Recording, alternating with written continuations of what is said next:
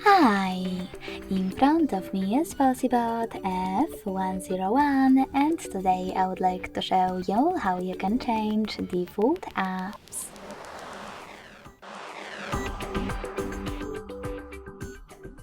You need to begin by installing your new defaults.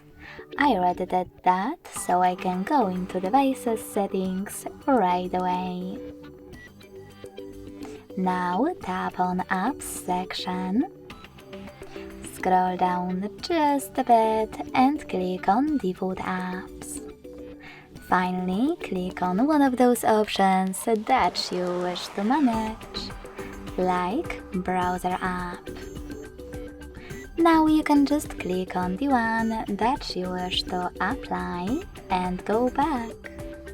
As you can see, after that, my default app has changed. Thanks so much for watching. If you enjoyed this video, don't forget to leave a like, comment and subscribe. Bye!